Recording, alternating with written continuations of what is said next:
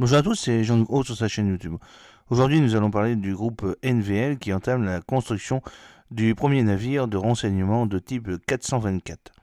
Selon les informations publiées par le ministère allemand de la Défense le 21 novembre 2024, le groupe NVL a commencé la construction du premier navire de service de flotte de type 424 pour la marine allemande, marquant une avancée significative dans les capacités de renseignement naval de l'Allemagne. Cette initiative fait partie d'un projet de 3,3 milliards d'euros visant à construire 3 navires de renseignement des signaux, les SINIT, et de reconnaissance destinés à remplacer les navires vieillissants de la classe Ost, opérationnels depuis la fin des années 80.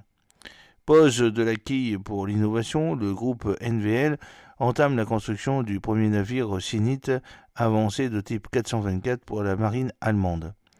Les navires de service de flotte de type 424 sont conçus pour améliorer les opérations de renseignement militaire maritime de l'Allemagne.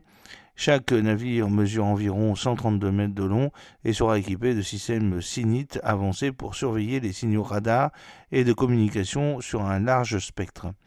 Les navires seront également dotés de capteurs électroniques et hydroacoustiques et électro-optiques spécialisés pour une reconnaissance complète en surface et en sous-marin.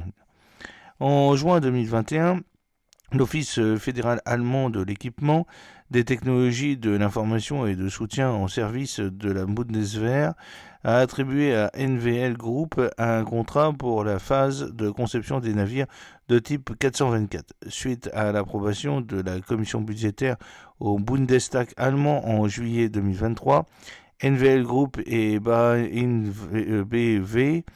ont signé un avenant au contrat pour lancer la construction de constructeurs. Ah oui, le premier navire devrait être livré en 2029, les navires suivants étant attendus respectivement en 2030 et 2031.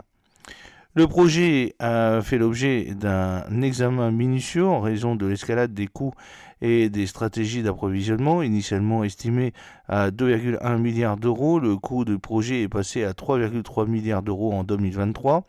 La Cour des comptes fédérale allemande a exprimé des inquiétudes quant à la structure du contrat, soulignant les risques potentiels et les dépenses supplémentaires.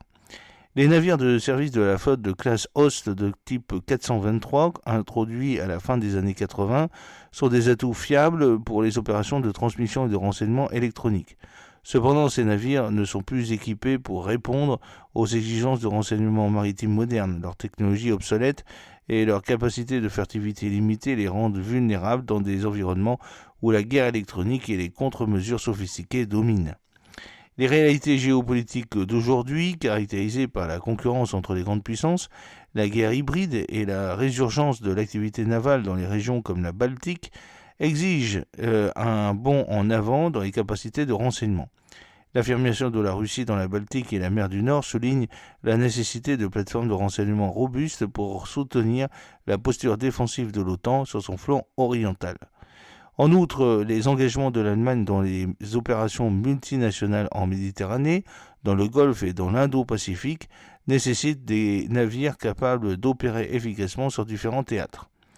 La montée des menaces hybrides, notamment les cyberattaques et les incursions électroniques, complique encore davantage le paysage opérationnel, nécessitant des navires capables à la fois de collecter et de défendre contre des renseignements électroniques avancés. J'espère que cette petite vidéo vous a plu. N'oubliez pas de cliquer sur le pouce pour la promouvoir, de vous abonner si ce n'est pas encore fait et de partager cette vidéo sur vos réseaux sociaux. A très bientôt, fidèlement, Jean-Luc Haut.